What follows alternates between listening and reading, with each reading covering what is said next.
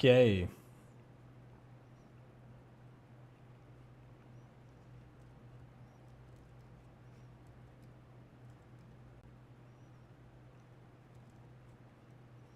I gotta actually get my live stream here because it's unlisted. And get Streambeats going. For some reason my laptop is not charging. That's weird. There we go. Sound for Bluetooth.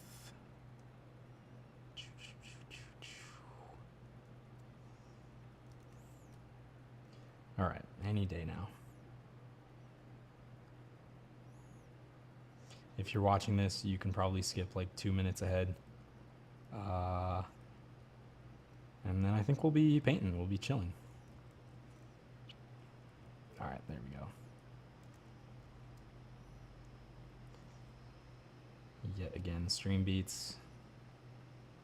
Remember me, please.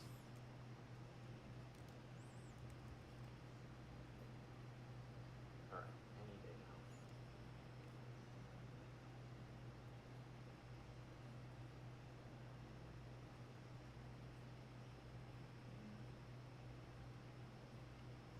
now. Oh, my computer has way too much stuff going on. I'm gonna close all these tabs, all these million tabs.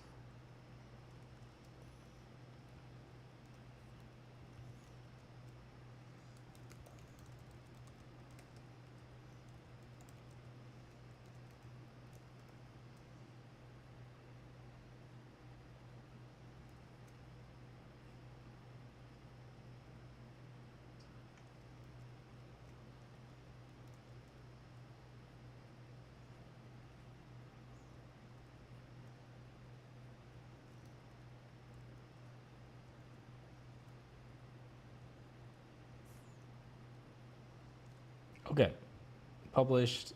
Let's get some lo-fi.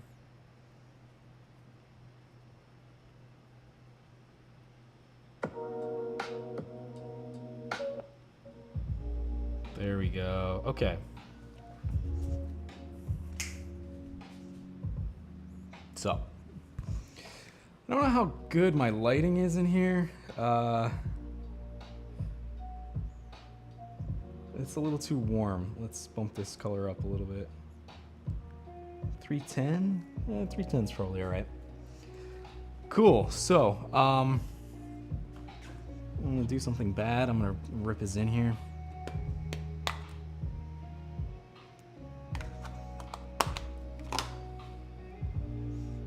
All right. Do we have anybody here?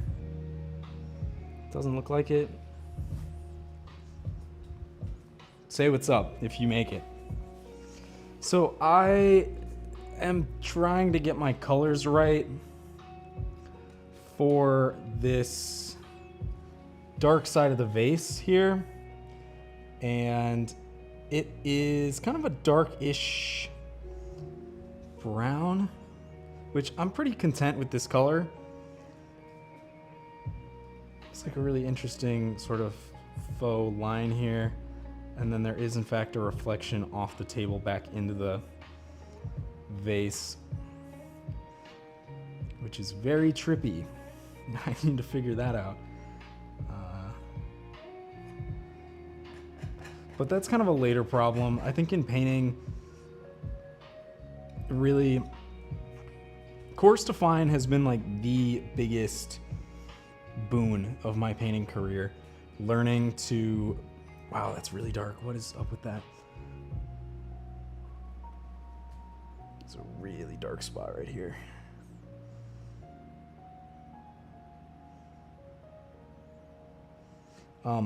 Yeah, learning to basically paint Coarse to Fine and connecting disparate blocks so that, damn, that's crazy. So I'm tweaking out over the effect of this dark right here. It's blowing my mind. I can say this is a cohesive thought that I have.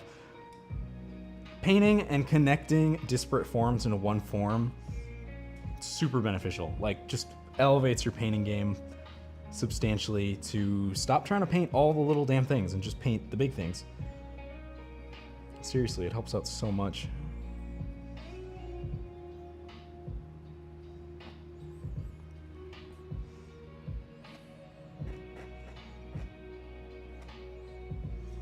And I got my line like pretty much right-ish the first time. I am gonna just ignore whether or not I am correct, because I don't care. Yeah, I don't think I care, actually. I find that there are a lot of things in my style that just aren't important. Like, you can go down the weeds and just, like, as long as your values are relatively in the right-ish spot, it doesn't matter that much, so. That was a mistake. Yeah, that was a mistake.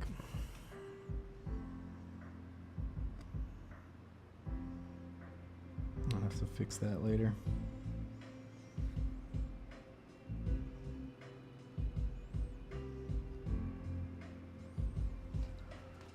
Yeah, close enough. I mean, I'll just have to make my yellow color yet one more time. I'm not gonna stress about it. We've got fresh canvas here, that's nice. What's good? Do we have anybody yet? Doesn't look like it, just me. I hope I did post this. Pretty sure I did post it. Looks right. I know that we had a couple people who said that they were gonna make it. And by said they were gonna make it, I mean they liked my reminder. Hard to say. Yeah, so none of this is really that dark at all. But I'm being a little bit conservative with where we're getting this laid in, because I think mostly we're going to cover a substantial amount of it.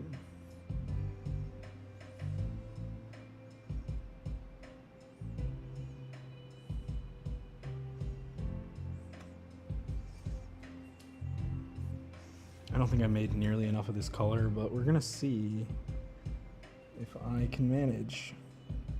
Let's go the other edge of the knife.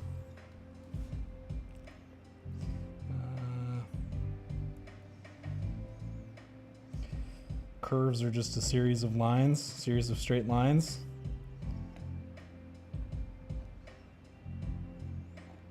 Totally straight lines, super straight lines. That's too much paint.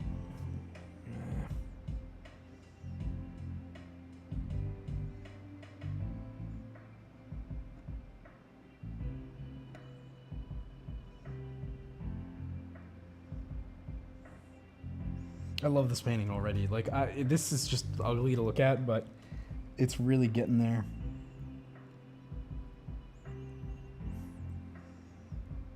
I've had kind of a lot of response on it, actually, which is really interesting. I've had people just like, okay, there is a bright bit.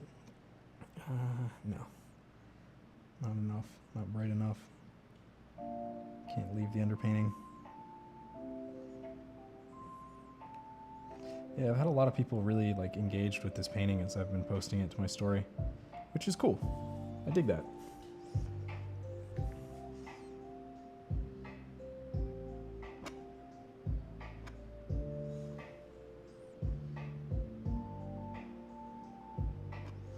I don't have Picasso hands where he just like nails a line right away. He does it perfectly every single time. I wish I did. That would be dope.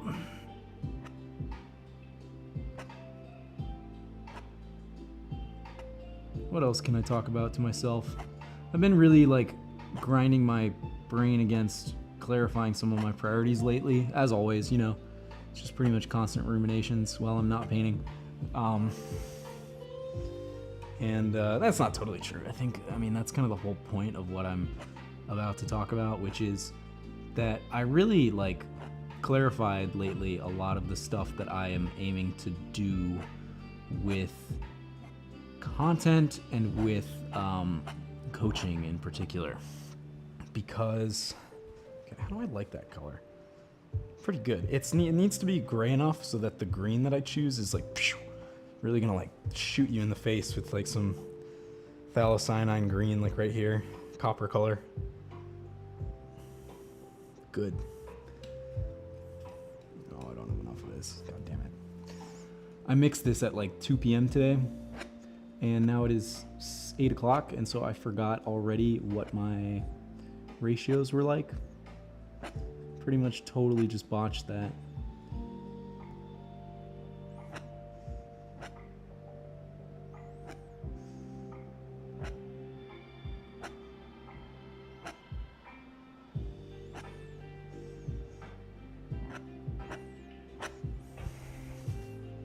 Yep.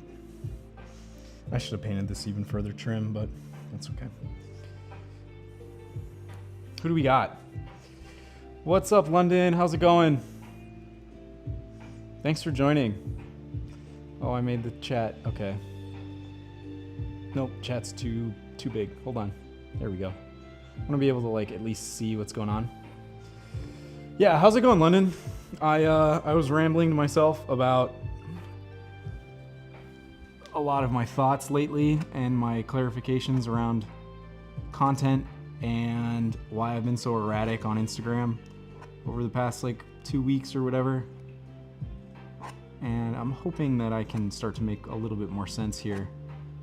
But one of the things that I was just describing to myself was the fact that I really have been figuring out a lot of my stuff in the coaching realm and kind of some other strategies for making money. And I had somebody offer to commission a piece for me today, which I'm really excited about. But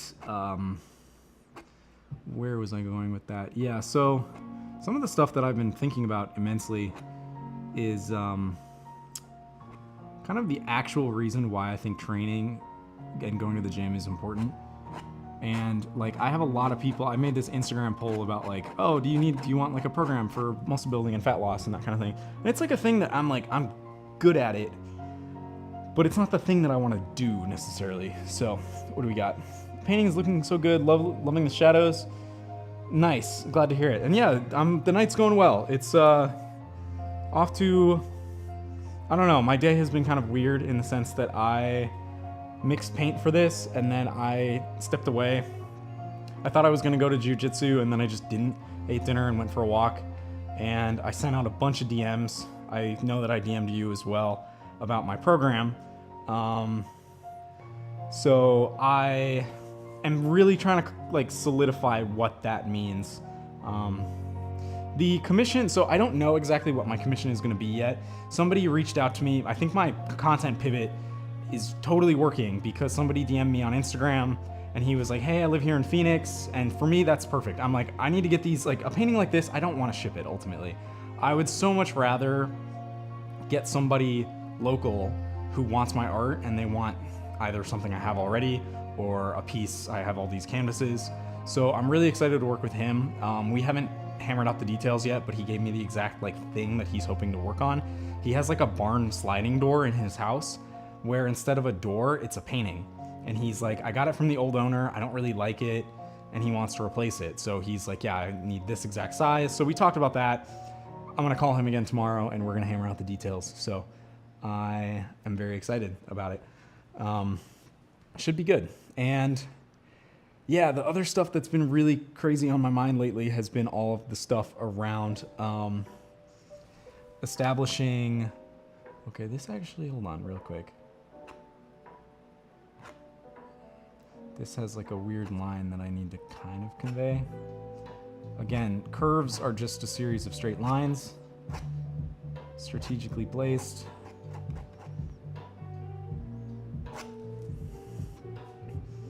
Not very curvy. I don't think I did the curve on that quite right. Let's bump that down. But yeah, I've been really thinking a lot about personal training and that kind of thing lately because let's see, this actually comes down to about here. You know, I mean, we can just kind of imagine that the curve of the vase goes from about, we'll taper it a smidge more.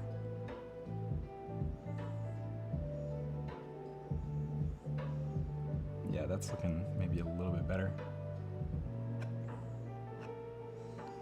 Okay. Can I maintain a cohesive train of thought?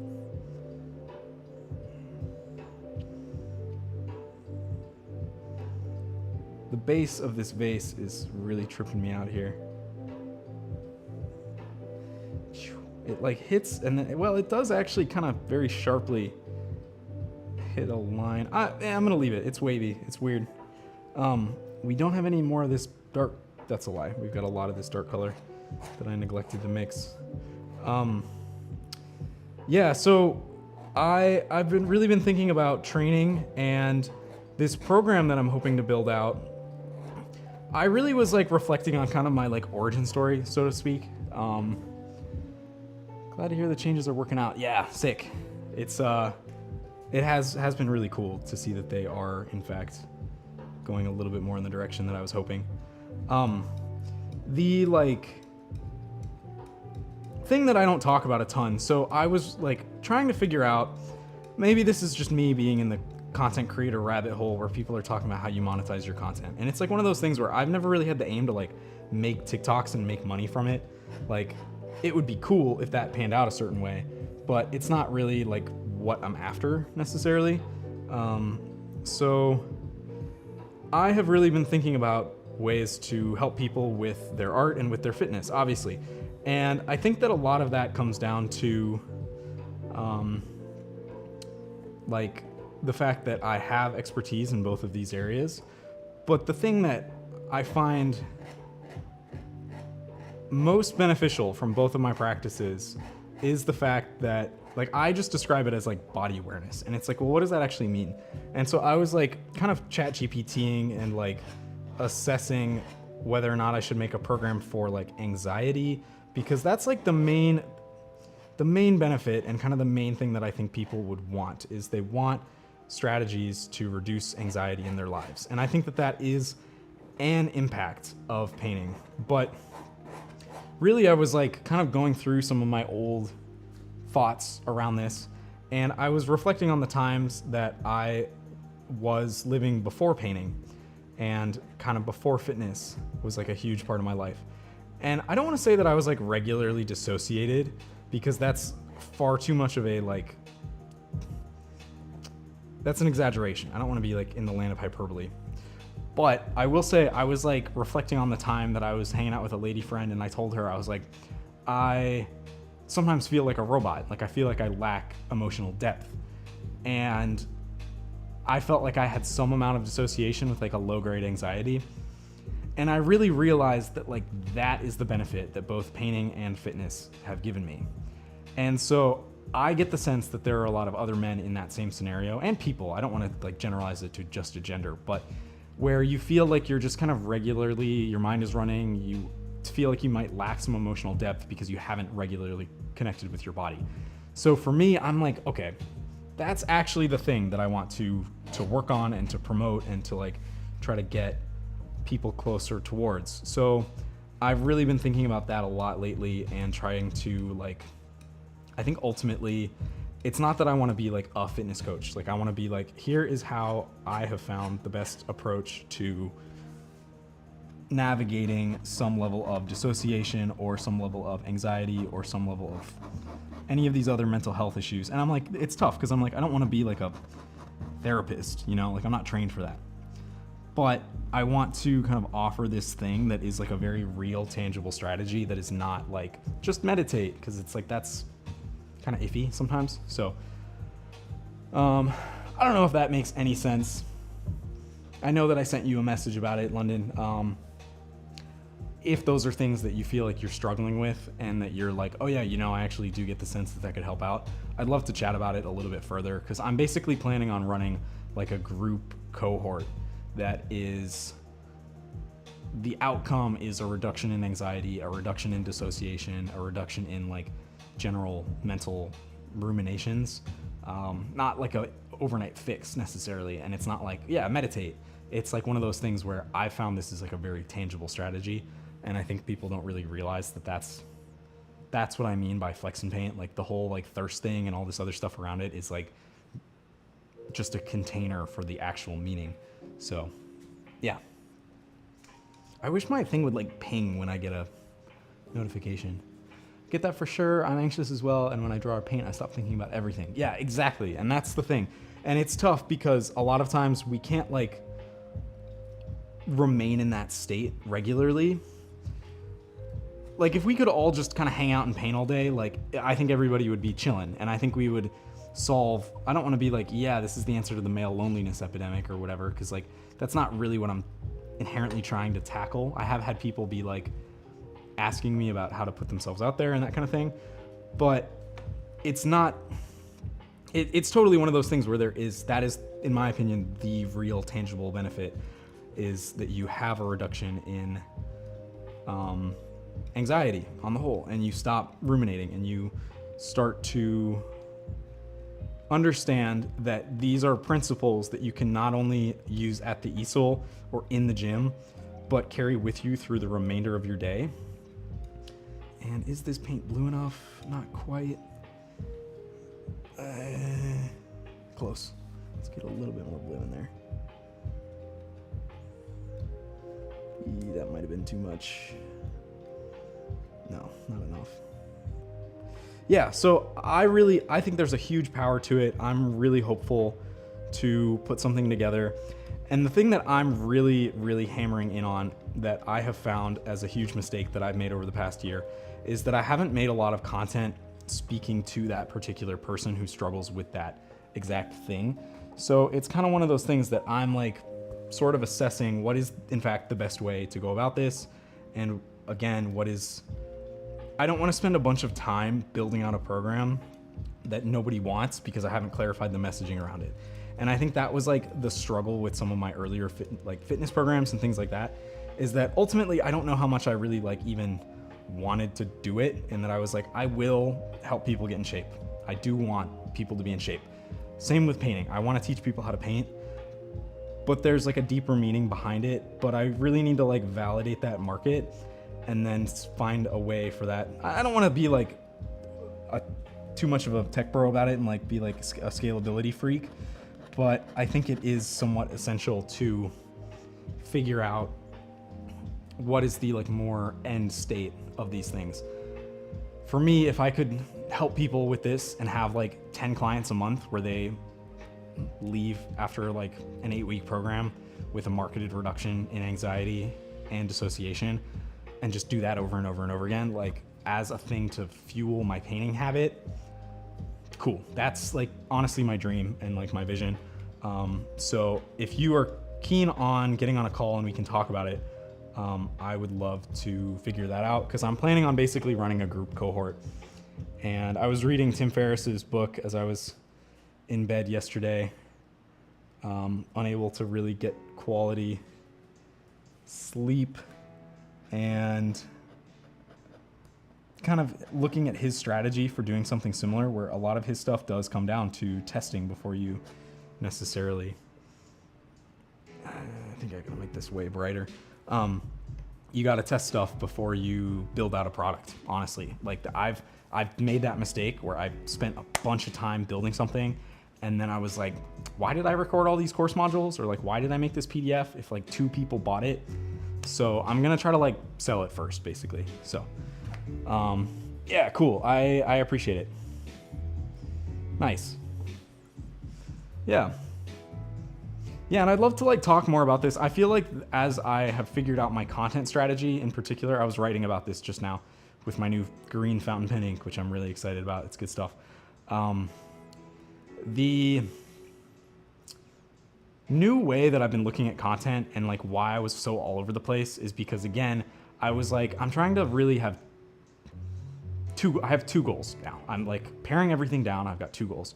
One goal, and for my art Instagram, is to sell art. Like I'm only targeting making videos and making things where I'm like, the only goal is to sell art. Like I don't need to care that much about education. Sure, my process, all of this other stuff, but like the goal is sell art.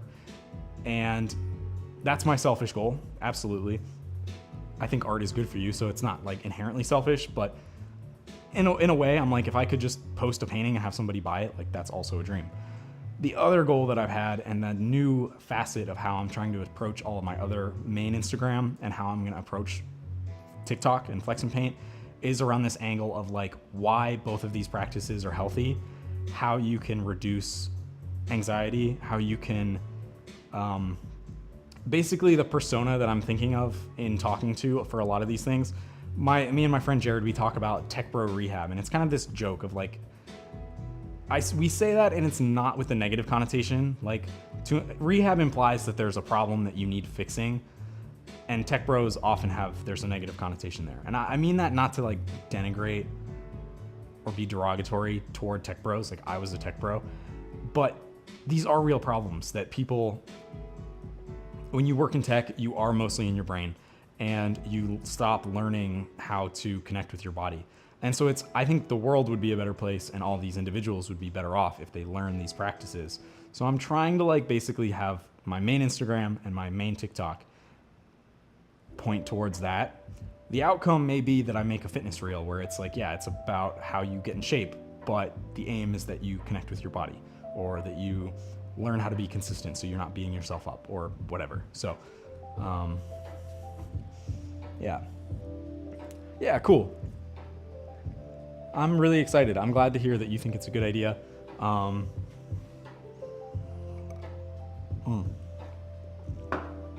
Sorry, I'm gonna chug this real quick.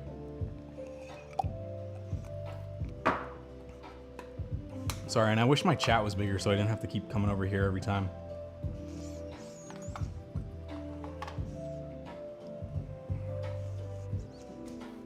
Okay. I need more white.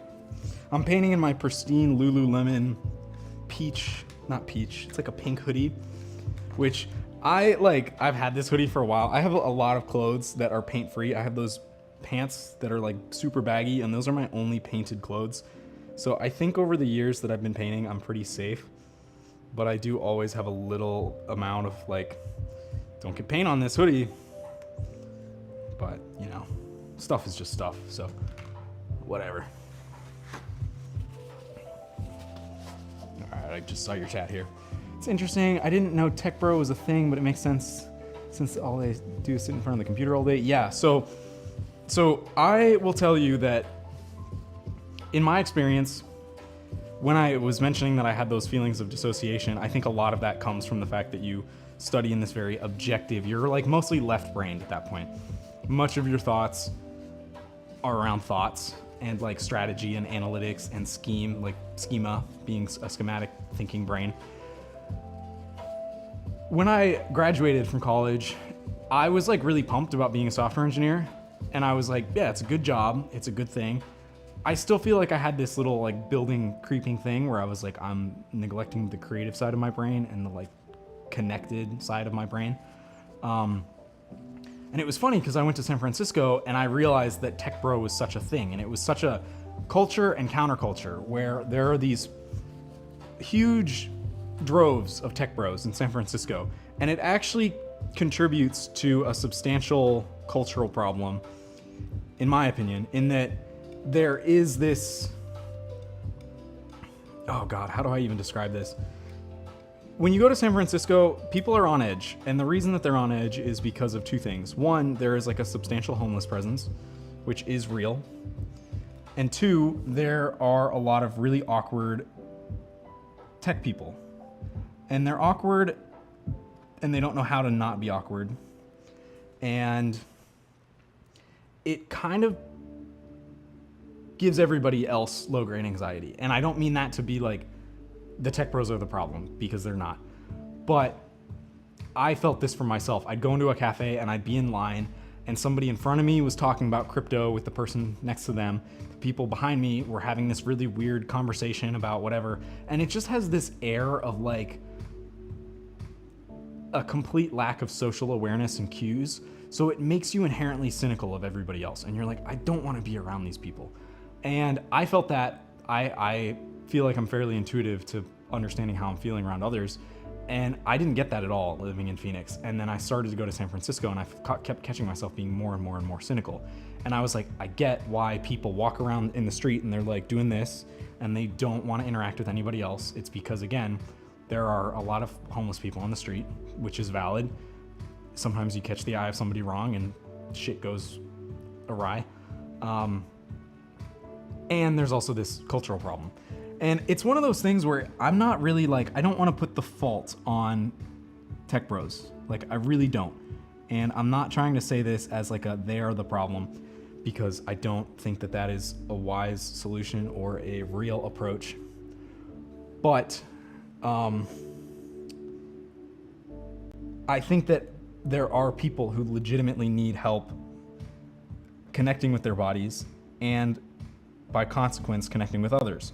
Because when you don't know how to connect with your own body and you don't know how to connect with your own emotions, because you are living in such a way that is predominantly schematic, like you're mostly thinking about code and you're mostly thinking about what your Web3 startup is going to be like or whatever, there are consequences of that. And that's one of the main reasons that I left software engineering as a field, is because I was like, I can tell that in 40 years I'm going to be way more in this type of brain than this type of brain. I don't know if that makes any sense. That's my sort of rambling. I really like this shirt. I wouldn't yet wear it while painting, but oh well. Yeah, exactly. It's like, you know, I think as long as you have a pretty good track record, like shit happens, but you gotta just go for it.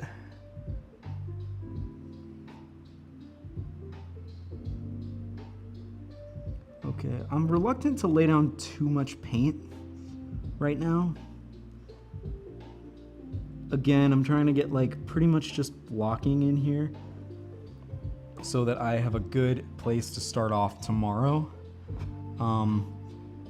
Some amount of my approach, for a long time I would paint and I would do stuff in the evening that would impact my morning.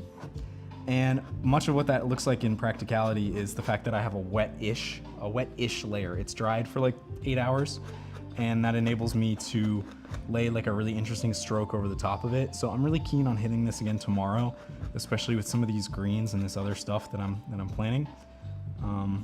But the thing is, when you're painting, you have to go thick over thin.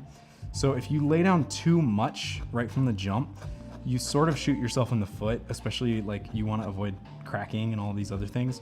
So it's really impactful to do your layering and sort of approach it relatively, I don't want to say planned, but being deliberate with how much paint you're getting down at any given time is relatively important. And the problem is I have a glob right here that I need to go over that I can't really hit because it's thick and it's dried.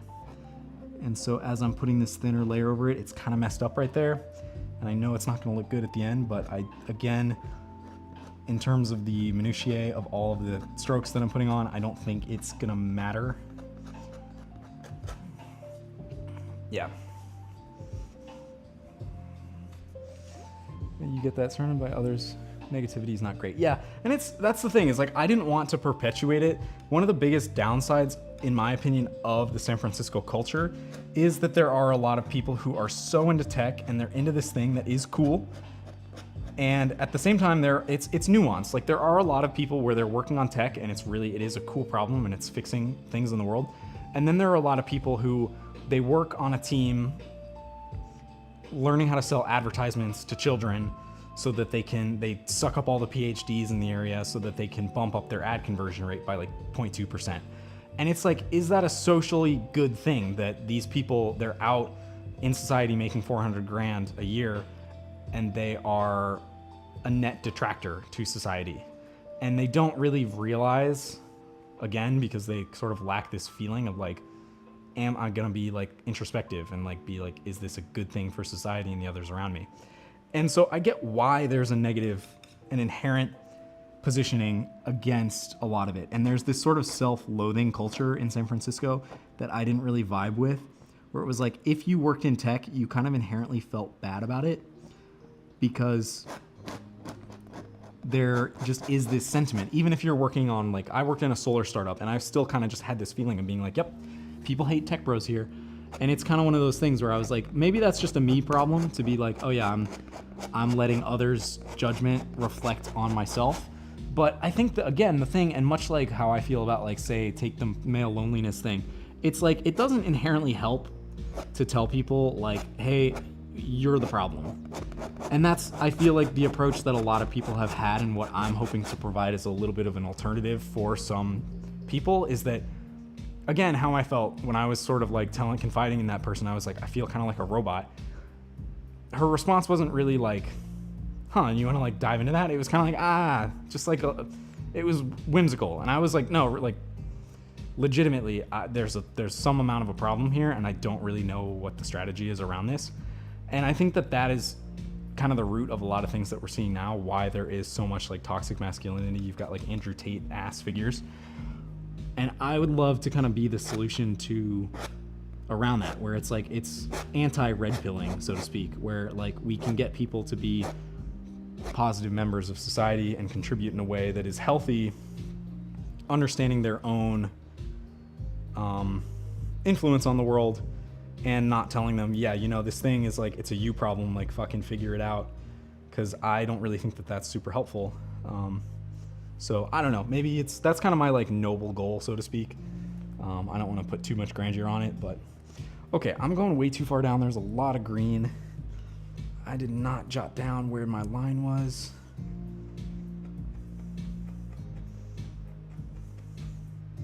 We're gonna get the rest of this.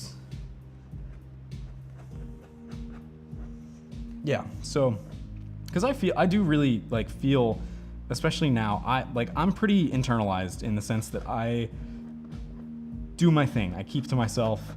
I have a couple key friends that I love hanging out with, and I'm not really like, I don't watch the news. I don't like really go on Reddit that much, or like I don't keep a pulse on the general culture, but I do understand that there is like a large sentiment of people who they're feeling disconnected, and they're feeling like a lack of support structure. And I think that is a shame, because I think there could be a lot of like supposedly men are like dropping out of college and so on, and it is kind of a shame that there's like not a super great support structure. So I recently did a little small scale workshop. Oh, I gotta go around here. Okay. Oh, that didn't really turn out right. Yeah. Okay, I didn't quite draw my...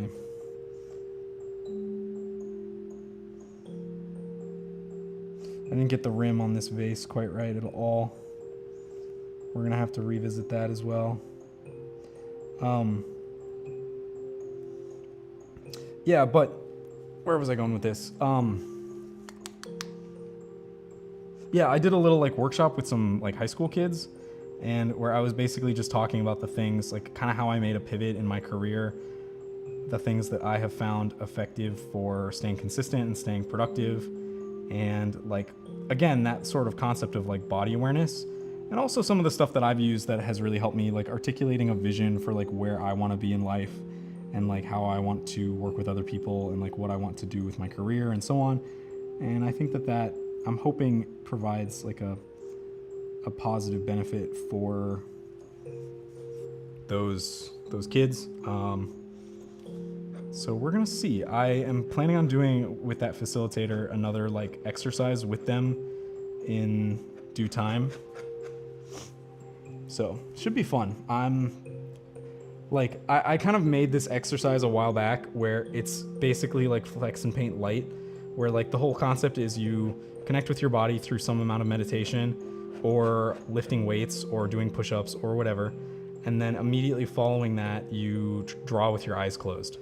And the whole point is that you reduce any amount of attachment to your outcomes, because you know inherently whatever you do with your eyes closed just isn't going to be good. Like you can't paint with your eyes closed and have it turn out well. So learning to like adjust for that is really powerful. Yes, Arizona does not do daylight savings.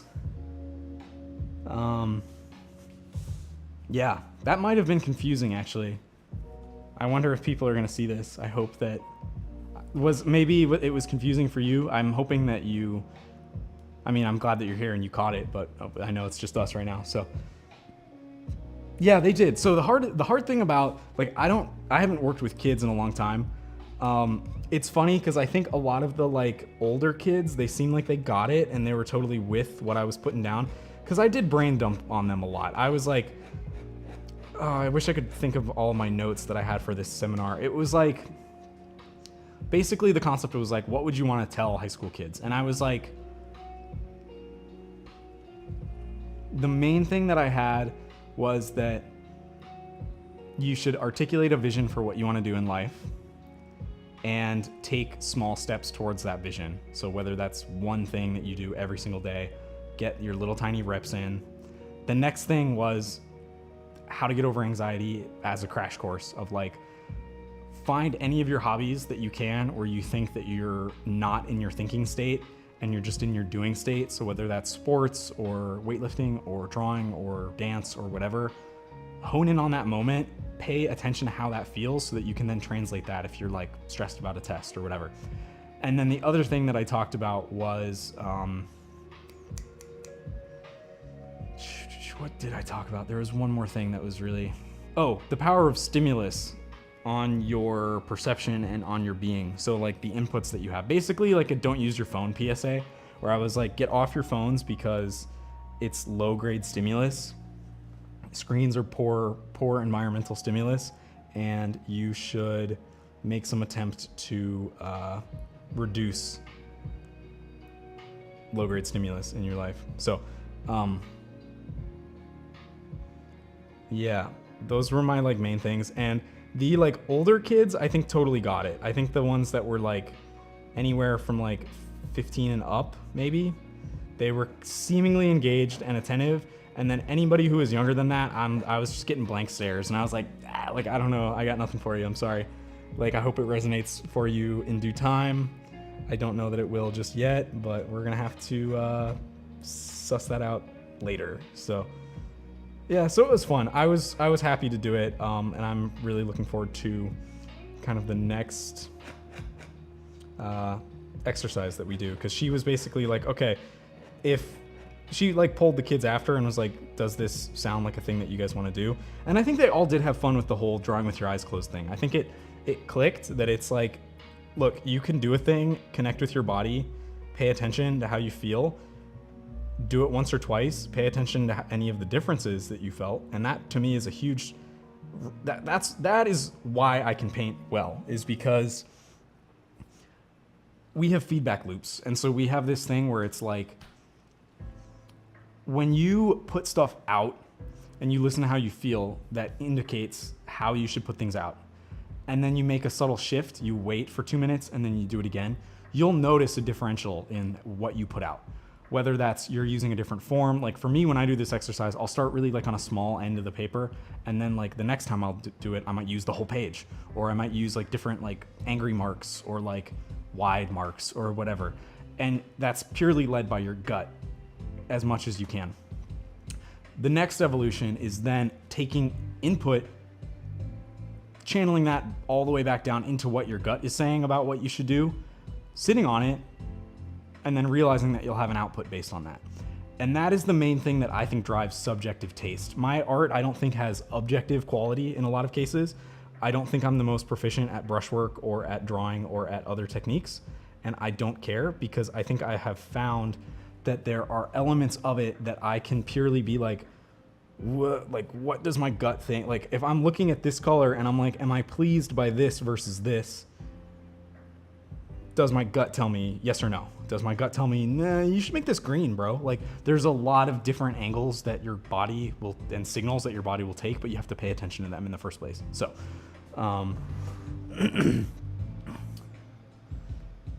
yeah, what do you mean get off my phone? Exactly. And I think that they like got it. Like I was hoping that in being like a little bit of a, at least kind of close to their age, I was hoping that it was like one of those things where I was like, they will at a minimum be like, okay, this guy, at least he like has his own career. He's an artist.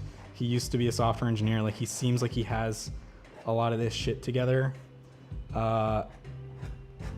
Like he probably has good advice.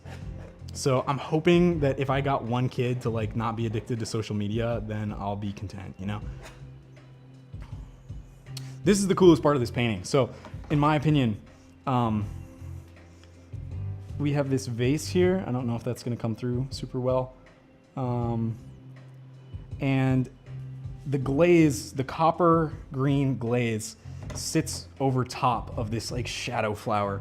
And the shadow flower is so cool. And so I'm hoping to like use some interesting negative space as I craft this flower. So I want to make sure that I get all of this cream color on here as much as I can. I don't know if this was white. I think it was a white glaze is what Jared used. And it's pretty much smack dab in the middle, which is interesting. So I was considering like kind of goofing around with the composition here and like riffing on this idea if I should like tweak it and move the flower over a little bit, but I don't think I'm gonna do that. I think I'm gonna just like let it rock.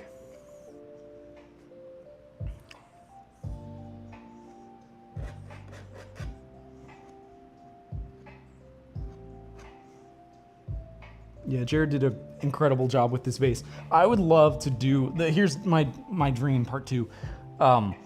I would love to get to the point that I'm a balling out art dealer and I can sell collections of like good stimulus collections where it's like you get the painting and you get the vase.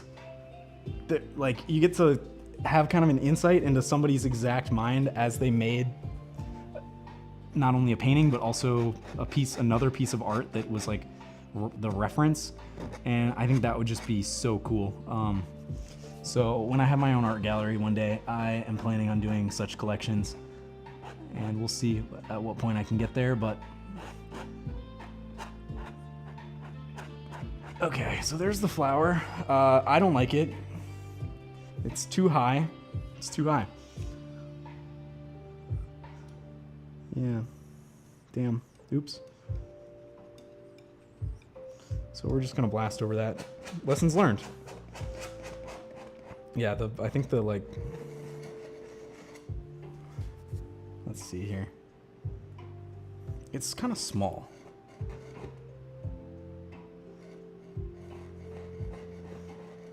Something like that.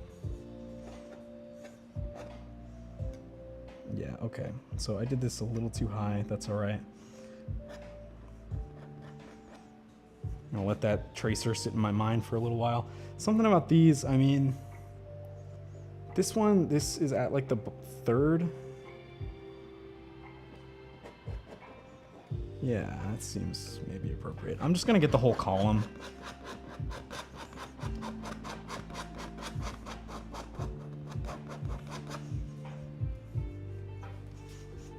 And then just use negative space later. I'm probably gonna add over it again in due time once I have the green on. Kind of taking this like slowly back and forth iterative approach to it.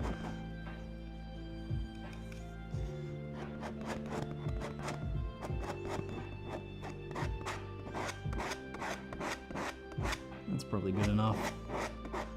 And then there was a huge, I should probably get that down there. This is actually green, but I'm gonna get white there as well. Okay, let's see, any chat. I can appreciate that you say you don't care about not being like proficient in certain techniques because I get really upset when I'm not immediately good at something. Yes, and that's another thing that I've been trying to take for this like fitness and art angle and like literally anything else. Like you can be good at something and not declare that you're good at it. And like when you say you're good at art, it's like I'm good at letting ideas flow out of my body. I'm not good at drawing a horse. But when you ask people like, what does it mean to be good at art? It's like people will give you a different answer. And I think it's the same thing in fitness. It's like you can be really good at fitness by being like, I walk every day. Or like, I don't know how to bench press, but I certainly know how to like swing a kettlebell around or like whatever. Like you don't need to learn techniques. And that's like a huge thing that I want to promote just across everything, is that when you first start things, indexing on whether or not you can do a technique, or even like I'm reluctant to even tell people, and when I approach a fitness client, being like, I'm not gonna teach you how to bench press, dude. Like you will figure it out through mind muscle connection. Yeah, definitely having technique does help. Like there are ways that you can hurt yourself in fitness, and that's why it's worth cautioning. But there's so much about it where it's like you can learn these other intangible skills that are not about technique. And I think that applies to anything else, like learning a language. It's like, yeah, you can get good at being like, I'm just listening to what somebody else is saying and putting down in the vibe. I might not be able to say all the things or know all the vocab. Like, and that's how I feel about my level of Spanish right now. I'm like, my vocab is trash, but I can at least like listen to a guy and be like, I'm figuring this out, and then communicate effectively what I need to communicate. And it's kind of a vibe thing. I don't know how to describe it. Language learning is maybe not a good example for that, but yeah. But I think it extends. It's important remembering that principle extends into many other domains where it's not just art or fitness. But I'm glad that resonates with you, because I think that we all need that reminder of like, you can be, for one, good at something without technique, and two, you can enjoy it without learning technique. So, like, we have too much objectivity in this world at this point.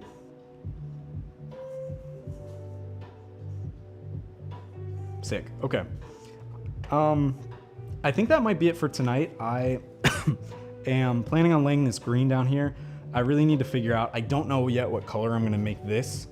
I'm kind of thinking like some sort of offshoot of this brown, but slightly more orangey. But I don't think I can use cadmium. It might be like I might use lemon yellow for this, actually, like a cool, because it's in the light. I've learned about this a lot lately. Things in the light generally are cooler, and things in the shadow are generally warmer. And I've been trying to apply that specifically in this painting, using warm blues here and warm reds to make my purple. And then anything in the light has a cool effect. So I think even this white might not be cool enough, because I used the offshoot of this brown. So I might come back over with lemon yellow onto this white tomorrow morning, and then add some green over here as this sort of rim.